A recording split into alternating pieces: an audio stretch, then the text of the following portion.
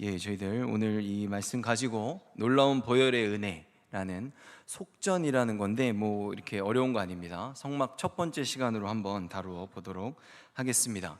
오늘부터 저희들 출애굽기하고 레위기에 나오는 그 성막, 그리고 성막에서 하는 그 제사에 나오는 그 제사의 종류들, 뭐 어떤 재료들, 제사법에 대해서 다루면서 한번 성경이 우리들에게 무엇을 어떻게 하나님의 마음을 전하는지에 대해서 알아보도록 하겠습니다. 그래서 첫째로는 성막에 대해서 살펴볼 거고, 두 번째로는 그곳에서 이루어지는 그 제사, 그거의 절차, 어떤 제물들을 보면서 어떤 그런 것들에 대한 어떤 몇 마리 이런 거를 직접 따지기보다는 그것들의 의미를 우리가 받아들이는 것을 중심으로 한번 알아보도록 하겠습니다. 먼저 성경 전체에 흐르고 있는 가장 중요한 맥락은 하나님의 언약입니다.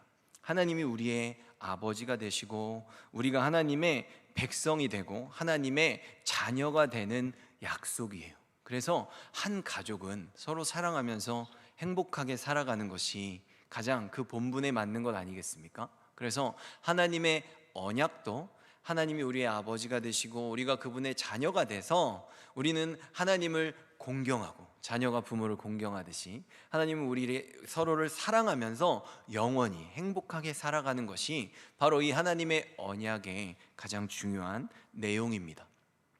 그래서 하나님께서는 그런 우리들을 교제하면서 영원히 행복하게 살아갈 수 있도록 우리를 창조하셨어요. 그런 아름답고 놀라운 그런 계획들을 가지고 그대로 실행하셨고, 우리들이 하나님과 함께 살아갈 수 있는, 우리의 삶을 영위할 수 있는 이 세상을 창조해 주셨습니다. 근데 아담과 하와라는 그 첫 번째 인류가 하나님의 명령을 따르기보다는 스스로 하나님이 되려고, 그것은 내 삶의 주인이 내가 되려고 하는 그 시도를 하다가 범죄하고 말았습니다. 그래서 아담 이후로 태어나는 모든 아담의 후손들은 아담과 동일한 죄성을 가지고 태어나게 됩니다. 그래서 이것이 어려운 말이 아니라 이 세상에서 누가 제일 소중해? 그럼 나, 이렇게 하면 그게 바로 우리가 아담의 후손이라는 증거예요. 우리는 내 주인이 하나님이시라는 것을 인정하는 것이, 나의 삶의 주권이, 주인된 권세가 하나님께 있다는 것을 인정하는 것이 하나님이 보실 때 올바른 상태인데, 모든 인간들은 내 삶의 주권이 나에게 있다고 생각하는, 아담과 하와가 그렇게 만들려고 시도했던 그 범죄의 상태, 그 죄성을 우리가 그대로 가지고 태어나게 된다는 것입니다. 그래서 이런 인류에게 있어서 하나님을 모르면 모를까, 주님을 알고 내가 그런 죄인이라는 것을 아는 인류에게 있어서 가장 중요한 큰 과제는 무엇인가 하면, 과연 내가 어떻게 하나님을 다시 만날 수 있는지, 내가 어떻게 다시금 하나님의 자녀의 자리로, 백성의 자리로 돌아갈 수 있는지, 다시금 하나님과 가까워질 수 있는지, 바로 그것이 우리 인류에게 부여된 가장 큰 과제입니다. 근데 죄를 결코 용인하지 않으시는 그 공의의 하나님에게 인간 편에서 나의 어떤 노력으로 인해서 하나님과 다시 가까워지는 것은 불가능한 문제입니다. 그러나 하나님께서는 바로 그런 인간들에게 다시 하나님과 회복할 수 있는 그 해답을 가지고 찾아와 주셨어요. 바로 그 해답이 대속의 방식이었습니다. 대신 그 죄를 누군가가 지고, 그 죄의 대가는 사망인데 너희가 그것을 먹는 날엔 반드시 죽으리라 라고 명령하신 그 죽음을 다른 사람이 죽어줌으로써, 다른 동물이 죽어줌으로써 나의 죄가 씻음을 받는 그 대속의 방식을 하나님이 가지고 우리들에게 찾아와 주셨습니다. 그래서 동물이 인간의 죄를 가지고 대신 죽는 그 구원의 방식들이 구약시대에 있었고, 그것이 예수 그리스도를 통해서 진짜 사람이 지은 죄는 진짜 사람이 죽어야 돼요. 그래서 예수님이 우리의 죄를 갖고 대신 죽어주심으로써 이 모든 역사의 종결점이 되신 것입니다. 근데 이러한 제사의 방식을 하나님이 갖고 오시면서 이 인류 역사상 최초의 제사는 아론이 드린 것이 아니라 바로 하나님이 친히 그 방식을 알려주시면서 제사를 드려주셨습니다. 하나님이 친히 동물을 잡아서 피를 흘리고 아담과 하와에게 그 동물의 가죽옷을 입혀주셨기 때문입니다. 그리고 그때 두 번째로 여자의 후손으로 하여금 뱀의 머리를 상하게 하겠다라는 약속을 주셨습니다. 여기서 여자의 후손은 바로 신약시대의 예수 그리스도를 통해서, 그리스도의 십자가의 대속을 통해서 하나님의 백성들, 지금 죄를 짓게 해서 나로 하여금 나의 자녀들을 잃어버리게 만든 이 상태를 내가 기필코 다시 돌려놓겠다라는 그 약속을 해주시고, 그 약속을 예수님을 통해 성취하셨습니다. 그래서 저희들은 구약시대를 사는 것이 아니라 이미 예수님이 오신 그 이후의 시대를 살아가고 있기 때문에 성경에 나오는 하나님의 이 언약의 방식들, 예수님이 오시기 전에는 제사만 드리지 않았겠습니까? 그 제사의 시간도 이미 다 지났고 예수님이 이미 모든 것을 다 성취하셨기 때문에 지금 저희들은 이 모든 것들을 가장 밝히 알고도 남음이 있는 그런 시대를 살아가고 있습니다. 이 땅 위에서 꾸준히 행해져 왔던 그 모든 제사들의 결정판이 성막이고, 그 성막이 건물이 된 것이 성전이고, 그 성전이신 예수님이 직접 우리 가운데 오셨고, 예수님이 성전으로서 모든 제사를 다 종결 지으시고 지금 성령님을 보내셔서 우리 안에 함께 거하고 계시는 이것, 하나님이 우리와 영원히 사랑하면서 함께 살아가고자 했던 그 언약이 지금 우리들에게 이루어져 있는 것입니다. 왜? 하나님이 우리와 함께 살고 계시기 때문입니다. 그래서 이런 과정에 대해서 조금씩 살펴볼 텐데, 처음에는 좀 생소할 수도 있고 이 단어들이 되게 딱딱하다 보니 어렵게 느껴질 수도 있겠지만 저희들이 한번 조금씩 열심을 내서 알아가 보기를 간절히 소망합니다. 먼저 이 성막의 식양이라는 것은 성막의 설계도라고 말할 수 있는데, 이것은 하나님이 모세에게 직접 주신 겁니다. 사람들이 율법을 어기면 성막에서 제사를 드려서 죄사함을 받는다고 하니까 이걸 뭐 두 개가 다른 거라고 생각하는 사람들이 있는데, 여러분, 성막은 율법 안에 들어있는 겁니다. 율법을 주실 때 율법 안에 성막을 짓는 그 규칙들이 율법 안에 같이 들어있는 거예요. 우리가 보통 율법을 613개 뭐 이렇게 세가지고 하는데 그 안에 성막의 법들이, 제사의 법들이 같이 들어있다는 거죠. 그러니까 율법만 주고 이걸 어기면 이걸로 해결해가 아니라 처음부터 율법을 주실 때부터 인간이 율법을 다 지킬 수 없다는 것을 아시고 그 해결책을 그 안에 같이 넣어 주셨다는 것은 우리들에게 굉장히 많은 것을 시사합니다. 왜? 이스라엘 백성들이 율법을 다 지키려고 하는 시도 자체가 하나님의 의도와 완전히 달랐다는 것을 우리들에게 말해주고 있기 때문입니다. 그리고 하나님께서는 내가 성막에서, 그리고 내가 성막에서도 아까 찬양에도 있었지만 가장 거룩한 곳, 지극히 거룩한 장소라는 뜻으로 지성소에서, 그 언약궤 위에서, 그 두 그룹 사이에서 내가 너를 만날 것이다 라고 말씀하셨습니다. 여러분, 이 말씀이 굉장히 놀라운 말씀인 이유는 아담의 범죄 이후에 인간 편에서는 도저히 공의 하나님에게 갈 수 없다고 했는데 하나님께서 직접 그 해결책을 들고 찾아와 주셔서 내가 너를 다시 만날 거야 라고 직접 선포해 주시는 그런 사건이기 때문입니다. 그래서 이 성막을 통해서 죄인들은 하나님과 다시 만날 수 있게 되고 그 관계가 다시 회복될 수 있는 기회를 주님으로부터 얻게 되었습니다. 택함받은 하나님의 백성들에게 있어서 그렇기 때문에 이 성막은 아버지이신 하나님을 만나러 갈 수 있는 유일한 길로 제시되었습니다. 광야의 성막이 이스라엘 백성들이 가나안 땅에서 정착하면서 건물화된 것이 성전이고, 이 성전의 상징에서 가장 중요한 것은 아까도 말씀드렸듯이 바로 하나님의 언약입니다. 하나님이 그 성막에, 그 성전에 하나님이 계시다는 거잖아요. 하나님의 집이에요. 그러면 하나님과 내가 지금 함께 살고 있다 라는 의미를 가지고 있는 것입니다. 하나님의 언약이 이루어진 거죠. 인간이 범죄함으로써 하나님하고 같이 살 수 없게 됐는데 성막을 통해 하나님이 다시 그 집을 갖고 우리들한테 와주심으로써 하나님과 우리와 다시 같이 살게 되는, 하나님이 이 세상을 창조하신 목적인 그 하나님의 언약이 다시 이루어졌다는 것입니다. 바로 성전에서 하나님이 함께 하심으로써. 근데 이 모세에게 찾아오실 때 우리가 이것을 여러분들이 좀 입체적으로 생각하면 좋을 것 같아요. 모세가 처음에 하나님을 어디서 다시 만났냐 하면 시내산에서 하나님을 만났어요. 그 다음 시내산에서 하나님께 율법을 받고 그것이 이스라엘 백성들 가운데로 들어와서 성막이 그 진영 가운데 자리를 잡습니다. 그리고 가나안 땅에 들어가서 그것이 성막처럼 텐트로 옮겨 다니는 것이 아니라 하나의 나라를 이루고 고정된 장소에 성전으로서 자리를 잡게 돼요.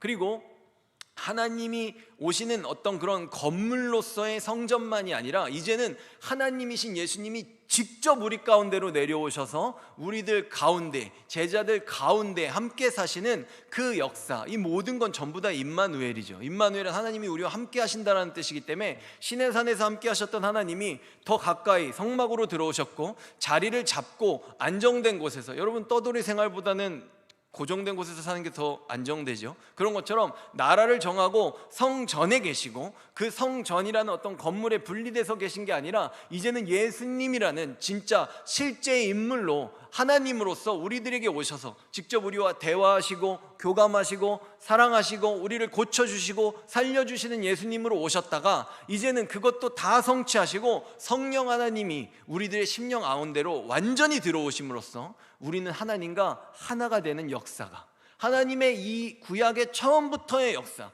아담과 하와 같이 사셨잖아요, 그죠? 근데 죄 범죄함으로써 쫓겨나고 분리됐던 그 삶이 지금 예수 그리스도를 통해서 성령 하나님을 통해서 우리와 하나님의 관계가 다시금 점점 더 조금씩 가까워지는 역사가 이루어졌다는 것입니다. 그것의 시작이 성막이고 성막을 통해서 이런 하나님의 계획들이 우리들에게 하나님의 사랑과 하나님의 구원의 역사의 모습들이 굉장히 자세히 드러나고 있기 때문에 저희들이 이 성막을 통해 과연 우리들이 무엇을 하며 살아야 되는가에 대해서 생각해 보려고 하는 것입니다. 근데 성막에서 제사를 드리는 사람들은 누구죠? 제사장이잖아요, 그렇죠? 근데 우리를 뭐라 그래요? 왕 같은 제사장이라 그러죠. 그럼으로써 우리는 성막에서 드려지는 그 모든 제사의 절차와 제사장으로서 어떤 일을 행해야 하는지에 대해서 살펴봄으로써 지금의 우리들의 삶 속에서 왕같은 제사장으로 우리가 어떠한 삶을 살아갈 때 하나님이 보실 때 올바른 인생으로 나아갈 수 있는가에 대해서도 더 자세히 알 수 있다는 것입니다. 그래서 첫째로는 내가 성전이다 라고 선포하셨던 예수 그리스도에 대해서 더 자세히 알 수 있다는 장점이 있고, 두 번째 이점으로는 그곳에서 주님을 위해 일했던 제사장으로서의 올바른 삶을 어떻게 살아갈 수 있는가에 대해서 이 성막을 자세히 살펴봄으로써 우리들이 더 잘 큰 유익을 얻을 수 있다는 것입니다. 성경에서 성막과 성전을 다루는 내용들은 굉장히 비중이 큽니다. 왜냐하면 그 주제만을 다룬 그 성경의 장수가 약 50장 정도 되기 때문입니다. 그래서 천지창조가 2장이고 노아의 홍수가 5장 정도의 분량인 것을 생각해 봤을 때 특히 이 구약 성경 안에서 성막과 성전에 대한 분량은 정말로 가장 큰 비중을 두고 있는 주제다라고 해도 과언이 아닐 것입니다. 한번 저희가 성막의 전경에 대해서 한번 살펴보겠습니다. 첫 번째 그림 한번 보여주실래요? 이거는 앞으로 많이 보게 될 거니까 그냥 전체가 다 큰 텐트라는 뜻이에요. 성막은 큰 텐트라는 뜻인데 제일 앞에 문을 지나서 들어가면 번제단이라는 그 단을 가장 먼저 만나게 됩니다. 제사의 종류에는 5가지가 있어요. 그리고 그 5가지의 제사에서 드리는 제물은 더 많습니다. 굉장히 여러 가지 종류예요. 근데 제사의 종류나 제물의 종류랑 전혀 상관없이 모든 제사의 제물들은 다 이 한 곳, 바로 번제단에서 다 태워지게 되는 것입니다. 이 한 곳에서 모든 제사에 그 제사가 드려진다는 것을 말씀드릴 수도 있고, 그 다음 나오는 것이 3번이 물두멍인데, 물두멍은 제사장들이 계속해서 일을 하면서 손과 발을 계속 닦아요. 피 같은 게 얼마나 많이 튀겠어요, 그죠? 동물들을 계속 잡으니까. 그리고 광야는 사막지대지 않겠습니까? 완전 그런 사막은 아니지만 어쨌든 흙바닥이니까 광야에서 그런 계속 먼지나 이런 것들이 묻는 걸 끊임없이 닦으면서 일하는 그런 장소예요. 근데 실제로 성경에서 다른 곳들은 좀 사이즈가 나오지만 물두멍은 유일하게 사이즈나 어떤 규격이 전혀 주어지지 않고 있기 때문에 저희들은 이 물두멍은 어떻게 생겼는지 전혀 알 수 없는 성막의 기구에 속합니다. 그리고 또 이 안에 들어가면 저 안에 이제 4번으로 돼 있는, 저기도 제가 성막이라고 이름을 붙였는데, 실제로 여러분들이 성경을 볼 때 성막이라고 하면 이 전체를 가지고도 성막이라고 하고, 지금 저 안에 있는, 저 건물 안에 성소가 있고 그 안에 지성소가 있는데, 이 성소와 지성소가 있는 저 성막도 텐트로 형식으로 만들어져 있기 때문에 저것도 성막이라고 불러요. 그래서 똑같이 성막이라는 이름을 가지고 성경에 나오기 때문에 여러분들이 볼 때 이 전체를 뜻하는 것인지 아니면 성소와 지성소를 뜻하는 것인지 그 문맥을 보고 파악하면 됩니다. 그래서 이 안쪽에 요 한번 그 다음 장면을 보여주시겠어요? 그래서 저 안에 있는 작은 성막이죠. 그 안에 덮개 안을 보면 저 앞에 직사각형으로 돼 있는데, 앞에 넓은 방이 성소라고 돼 있고 거룩한 공간이란 뜻이죠. 그리고 저 뒤에 있는 저 중간에 그 커튼이 하나 쳐져 있죠. 저게 휘장이에요. 휘장이 실제로 영어로는 그냥 curtain입니다. 그래서 그 커튼으로 가려져 있고 그 뒤에 공간이 지성소, 지극히 거룩한 장소다라고 해서 저 안의 공간도 두 가지로 분리가 되어 있습니다. 그래서 이 성막 안에, 그러니까 저 입구 이 안에 방 안으로는 큰 방이든 작은 방이든 이스라엘 백성들은 들어올 수 없어요. 백성들은 아까 그 전체 큰 텐트에서 문을 열고 동물을 가지고 들어와서 제사를 드리는 데까지만 백성들이 들어올 수 있고, 저 앞에 긴 방으로 되어 있는 성소까지는 제사장이 들어갈 수 있습니다. 그 다음에 있는 작은 방인 지성소, 지극히 거룩한 그 장소라고 되어 있는 지성소는 대제사장만 1년에 한 번씩 들어갈 수 있게 되어 있습니다. 제가 앞으로도 여러 번 얘기할게요. 자, 그 다음에 한번 보겠습니다. 혹시 다음, 네, 요게 이제 성막의 벽이에요. 벽. 아까 그 지금 저희 성소 보면 이렇게 옆에 금색으로 이렇게 방이 만들어져 있었잖아요. 근데 그런 것들은 저렇게 기둥을 다 하나씩 다 이어 놓은 거예요. 근데 여러분들이 성막 뭐 많이 들어봤을 수 있는데, 오늘 제가 말하는 이 부분에 대해서는 아마 못 들어봤을 수도 있어요. 왜냐하면 저는 오늘 은받침 하나만을 갖고 여러분들하고 나누려고 합니다. 제가 봤을 때는 이게 굉장히 중요한 의미를 갖고 있기 때문에 그래요. 이 모든 성막, 아까 말한 성막 안에 있는 성막, 제사장이 들어가고 대제사장이 들어가는 그 성막 안에 성막인 성소와 지성소는 그 기둥의 바닥이 기둥 하나당 은받침 2개씩 저렇게 은받침이 받쳐져 있습니다. 근데 이것이 왜 중요하냐면 저 은받침이 가지고 있는 저 성소와 지성소가 갖고 있는 영적인 의미 때문에 그렇습니다. 여러분, 성막에 아까 제가 말한 것처럼 문을 열고 들어가요. 여러분들 한번 들어간다고 생각해 보세요. 번제단이 있습니다. 번제단에서 제사를 드려서 죄가 깨끗해진 사람은 물두멍을 지나서 제사장이니까 우리가 제사장이라고 생각하고 성소에 들어갈 수 있어요. 그 다음 성소에 들어가서 거기서 할 일을 합니다. 제사장으로서의 업무들을 해요. 그 다음에 만약에 여러분들이 대제사장일 경우에는 이제 그 뒤에 있는 지성소에도 휘장을 지나서 들어갈 수 있겠죠. 근데 이것이 단순하게 문에서부터 지성소까지 거리만 깊어지는 게 아니에요. 물론 그 땅에서는 표현을 할 수가 없으니까 그렇게 했겠지만, 지성소에 있는 언약궤는 하나님의 보좌를 뜻합니다. 무슨 말이냐면 이 땅에서 내가 성막의 입구를 들어가서 지성소까지 가는 동안 우리는 높이로도 위로 올라간다는 입체적인 그런 영적인 의미를 함께 가지고 있다는 거예요. 죄사함을 받고 하나님께 택함을 받은 이 땅에서 제사장 나라로 세운 이스라엘 백성들과 같이 우리가 왕같은 제사장에 이르렀을 때 우리는 성소에서 살아갑니다. 동일한 이 땅이지만 예수 그리스도를 모르는 자들은 성막 밖에서 살지만, 예수 그리스도를 아는 사람들은 이 땅에서 왕같은 제사장으로서 성소에서 살아가는 거예요. 이미와 아직의 중간의 시간을 사는 장소가 이 성소입니다. 그 다음 지성소는 하나님의 보좌를 뜻한다 그랬어요. 나중에 최종적으로는 새하늘과 새 땅에 대해서 그 나라가 내려오겠죠. 그때는 정말로 그 아직이 현재가 되어서 성취되겠지만 아직 그때가 된 건 아니에요. 하지만 우리는 바로 이 하늘과 이 땅의 중심에서 제사장으로서 성소의 삶을 지금 우리가 살아가고 있다는 것. 그래서 성막은 단순히 길이만 깊어지는 것이 아니라 이 땅에서 높이 하늘로 올라가는 그 높이가 가까이 다가가면 다가갈수록 더 올라가고 있는 의미가 우리들에게 같이 주어지고 있다는 것을 여러분들이 기억하시면 앞으로 더 다른 것들을 살펴볼 때도 도움이 많이 될 수 있을 것입니다. 그래서 세 번째로는 말했듯이 지성소는 하나님의 보좌가 있는 그 하늘의 영역을 뜻하고 있어요.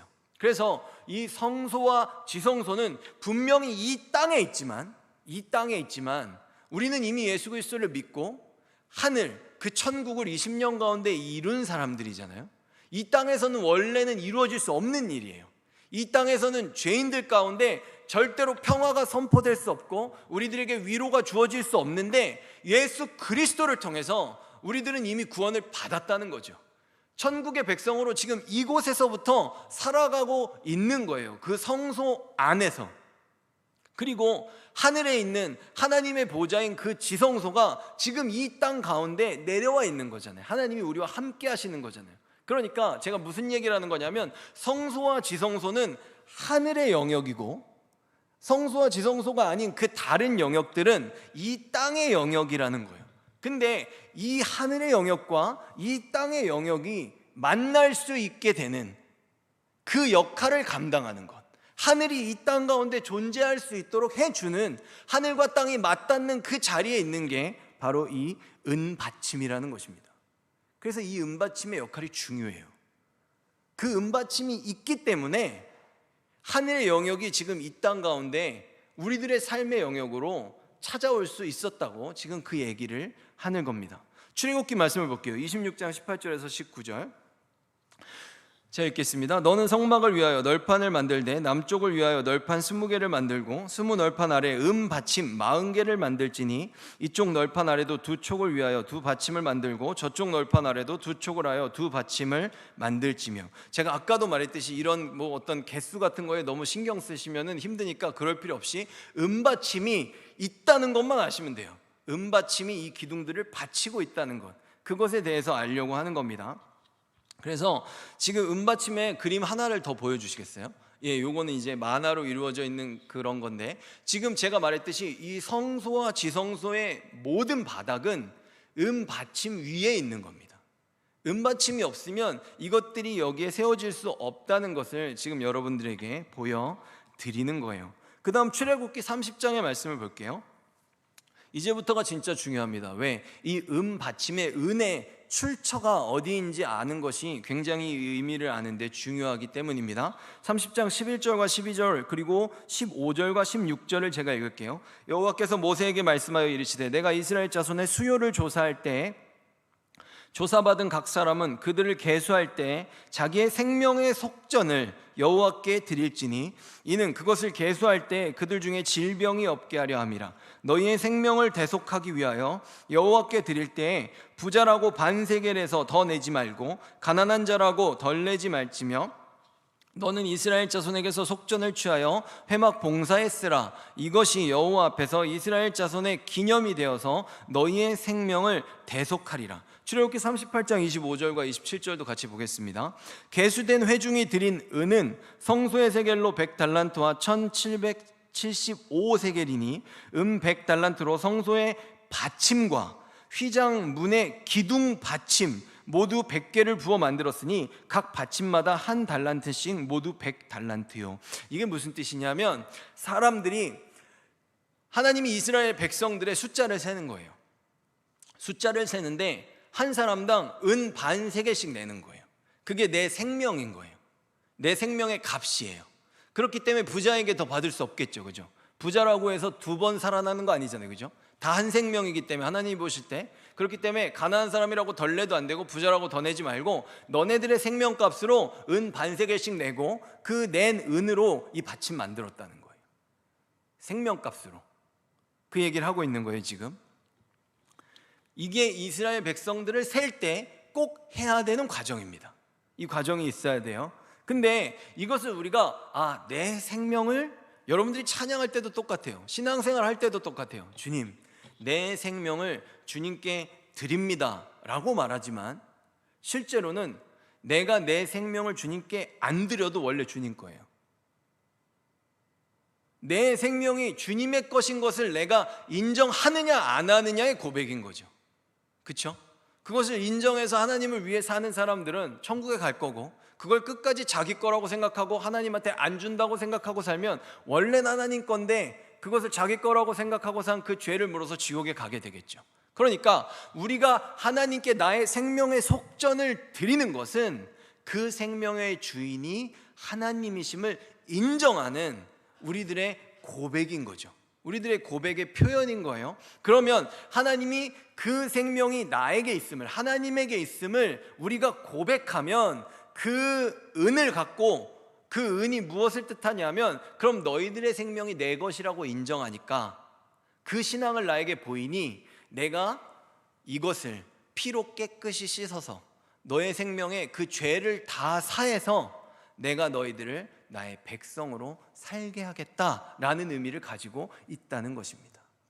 우리가 하나님에게 나의 삶을 드릴 때 하나님은 우리들의 삶이 정말로 하나님의 백성다워질 수 있도록 그 삶을 예수 그리스도의 보혈의 은혜로 깨끗이 닦아서 하나님의 백성으로 살 수 있도록 우리들에게 그 삶을, 새로운 삶을 허락해 주신다는 거죠. 그래서 이것을 바로 속전, 대속, 우리의 생명을 대속하는 값이라고 말하는 거예요.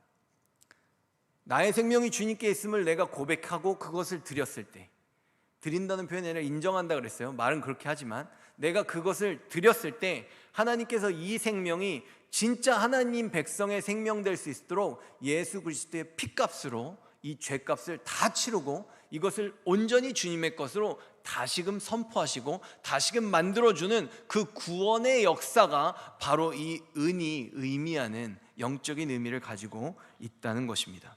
이 땅에 속한 우리들이 다시금 하늘에 속한 자로 하나님의 백성으로 살아갈 수 있도록 하나님이 역사하시는 것, 그 생명을 다시금 하나님 자녀의 생명으로 완벽하게 깨끗하게 다시 만들어주시는 이 역사, 이것을 우리가 속전을 주님께 드림으로써 이 과정이 이루어진다는 것입니다. 그렇기 때문에 이 성막 안에 있는 성소와 지성소, 또 하나의 성막에 그 하늘의 영역이 이 땅에 옴으로써 우리들이 다시금 하나님의 백성 되게 하는 그 역사는 바로 예수 그리스도의 보혈의 능력으로 가능해지는 역사라고 말씀을 드리는 거예요. 여러분한테 예수님이 우리를 구원하시지 않았다면 그 성막의 은받침으로 하늘의 영역이 이 땅 가운데, 우리들의 삶 가운데로 들어올 수 없었다는 얘기를 하는 겁니다. 우리가 지금 하나님의 백성으로 왕같은 제사장으로 살아갈 수 있는 건 바로 예수 그리스도의 보혈의 은혜 때문에, 우리들의 생명을 다시금 깨끗게 하신 그 은혜 때문에 우리가 제사장으로서 성소에 들어가는, 하나님의 백성으로 이 땅에서 살아가는 그 삶이 비로소 가능해진 것입니다. 그래서 고린도전서 6장 19절에서 20절의 말씀을 보면 있나요? 제가 읽을게요. 너희 몸은 너희가 하나님께로부터 받은 바 너희 가운데 계신 성령의 전인 줄을 알지 못하느냐. 너희는 너희 자신의 것이 아니라 라고 말하죠. 우리의 생명은 원래 하나님 거예요. 근데 하나님께 있다는 걸 우리가 인정하고 우리의 삶을 주님께 드렸어요. 그래서 주님께서 그 삶을 예수 그리스도의 보혈로 깨끗이 씻었어요. 그래서 20절에 보면 값으로 산 것이 되었으니 라고 돼 있죠. 그런즉 너희 몸으로 하나님께 영광을 돌리라. 우리가 주님의 것이라고 인정하고 그것이 진짜 주님의 것임을, 그 우리들의 삶 가운데 있는 모든 죄를 예수 그리스도의 보혈로 씻으심으로써 완벽하게 하나님의 것으로 선포해 주신 것입니다. 그 과정이 우리가 은받침을 드리고 그 은받침을 통해서 하늘의 삶을 살게 하시는 그 역사로 우리들의 삶 가운데 이루어졌다는 것을 말씀드립니다. 우리의 생명의 주인은 오직 주님이십니다. 그 진리가 참된 진리로 이 땅 가운데 선포될 수 있도록 하신 것이 바로 예수 그리스도의 십자가의 은혜고, 예수님의 그 보혈의 능력으로 인해서 우리가 원래의 자리로 다시 돌아갈 수 있게 된 것입니다. 여러분, 지금 이곳에 있는 저희들 한 명 한 명 모두 다 빠짐없이 예수님께서 그분의 피값으로 다시금 하나님의 자녀의 자리로 되돌려 놓은 아주 존귀한 자녀들이라는 것을 잊지 않기를 원합니다. 근데 하나님이 이것을 말씀하실 때, 그러니까 너희들은 인구조사를 할 때 하나님의 백성의 수를 세는 거잖아요. 그죠? 그렇기 때문에 전부 다 꼭 생명의 속전을 내고 인구조사를 해야 된다고 말씀하셨어요. 그러면 인구조사 때 내가 생명의 속전을 내는 건 무슨 뜻이죠? 나는 하나님에게 속한 자고 나는 주님의 것입니다 라는 고백을 하면서 인구조사를 하는 거예요. 근데 성경에 나오는 인구조사 중에 제가 솔로몬 때 다룬 적이 있지만 유일하게 이 속전을 받지 않고 인구조사를 한 적이 있습니다. 속전을 받지 않고 인구조사를 하는 의도는 뭘까요? 다윗 왕이 한 거예요. 다윗 왕은 인구조사를 왜 했냐면 우리들 한 명 한 명은 하나님의 것이잖아요. 근데 인구조사를 하는 게 자기가 부강해지고 이스라엘이 이제 좀 성장할 대로 성장한 것 같은 거예요. 그러니까 사람들의 숫자를 세가지고 자기가 얼마나 세졌는지 체크해보고 싶었던 거죠. 그러면 그 인구를 뭘로 보는 거예요? 자기의 힘으로 보는 거죠. 하나님의 백성들인데. 그래서 그 결과는 처참한 전염병으로 찾아오게 됩니다. 그리고 다윗이 결국에 오르난의 타작마당에서 제사를 드린 다음에 제사의 과정을 통해서 그 죄를 씻은 다음에 그것이 다시 멈추게 되는 일이 일어납니다. 히브리서 9장 22절의 말씀을 볼게요. 쉬운 성경으로. 율법은 여기 이렇게 되는데 율법은 이렇게 되는데 아까도 말씀드렸듯이 이 율법은 하나님의 말씀이지만 이 안에는 우리를 대속하는 성막의 법들이 같이 들어있다고 말씀을 드렸어요. 그렇죠? 율법은 거의 모든 것이 피로써 깨끗해지며 피 흘림이 없으면 죄의 용서도 없다고 말합니다 라고 말하고 있어요. 우리가 하나님의 백성인데 다시금 우리가 하나님의 백성이 되기 위해서는 죄를 씻어야 되고 죄를 씻기 위해서는 예수 그리스도의 보혈이 아니면 그 죄를 씻을 수 없다라는 얘기를 하고 있는 것입니다.